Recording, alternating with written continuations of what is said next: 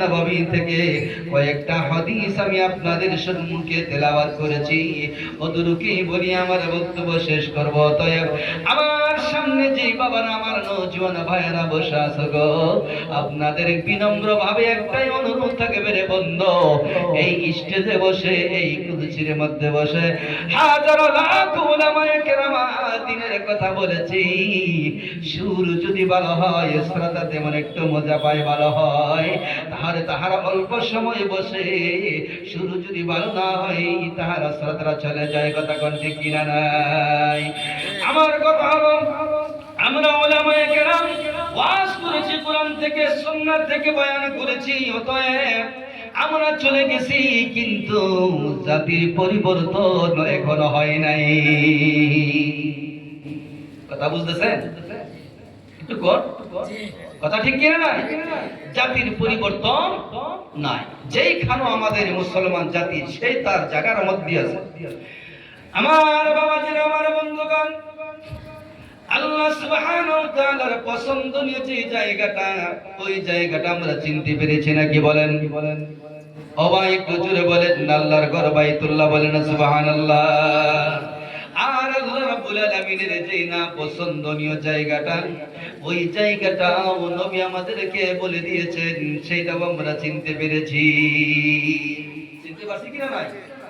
বন্ধুগণ আমার, নবী আমার আরেকটি কথাও বলেছেন, মাজালিসুল ইলমি আই ইলমিদ্দিন রাউযাতুম মির রিয়াযিল জান্নাহ, আও কামা ক্বালা রাসূলুল্লাহ সাল্লাল্লাহু আলাইহি ওয়াসাল্লাম।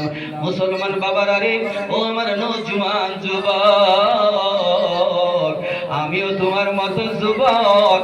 ও যুবক, তোমাদের সম্বোধন করে আজকে দু চারটি আলোচনা করব। অন্তর খুলিয়া, প্রাণ খুলিয়া তোমার অন্তরের মধ্যে আলোচনাটুকু নিয়ে যাবা।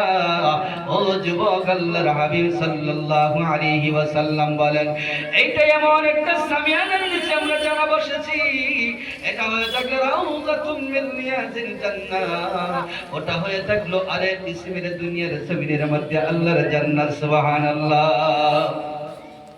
একটু কইেন আমার সাথে সুবহানাল্লাহ আর আলহামদুলিল্লাহ। অতটুকু ত্যাগ করবো, আর কিচ্ছু করবো না। আওয়াজ দিবেন তো?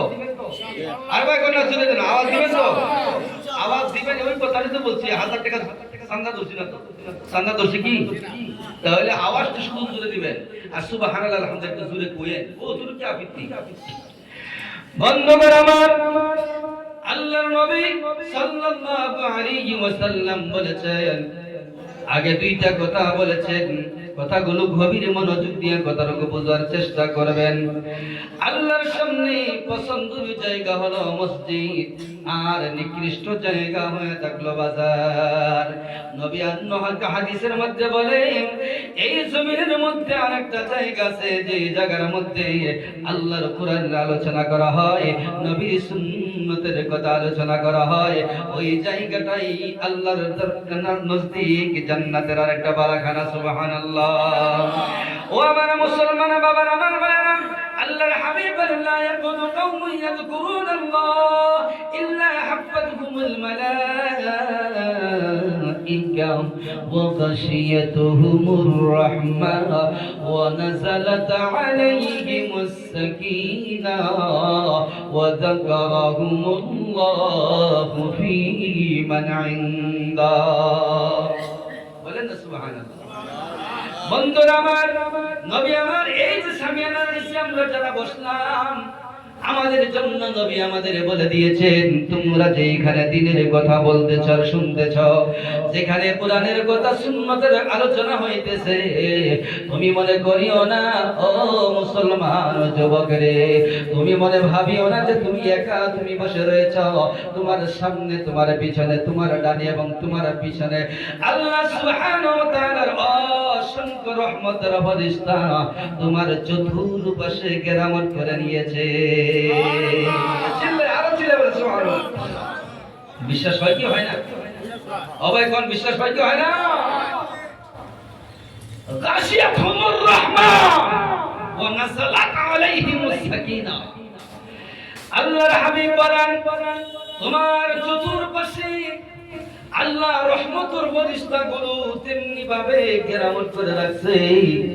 দুনিয়ার কোন যদি রাজা বাদশাহ প্রধানমন্ত্রী হোক, এমপি মিনিস্টারে হোক, আল্লাহর তাও গোলাম যদি রাস্তা দিয়ে হেঁটে যায়, আল্লাহর বান্দারা কিছু বলি এমন রে পাইতে আছে, তাদের চতুর্পাশে ঘেরাওয়াট করে রাখে কি রাখে না?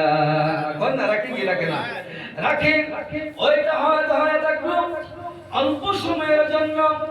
ও মুসলমান, দুনিয়ার মানুষ যদি মানুষের ইস্তেকবালের জন্য, সম্মানের জন্য যদি দুনিয়ার মানুষ তা করতে পারে, আল্লাহ সুবহানাহু ওয়া তাআলা বলেন, বান্দা তুমি রাজা বাদশাহ হতে হবে না, তুমি এমপি প্রধানমন্ত্রী প্রাইম মিনিস্টার হতে হবে না, তুমি এমএলএ মন্ত্রী হতে হবে না, তুমি যদি সাধারণ আমার একটা বান্দা হও, আমি আল্লাহর উপর ঈমান আনিয়া, আমার হাবিবের উপর ঈমান আনিয়া, আমি আল্লাহর মহব্বতে, আমার রাসূলের মহব্বতে, আমি আল্লাহ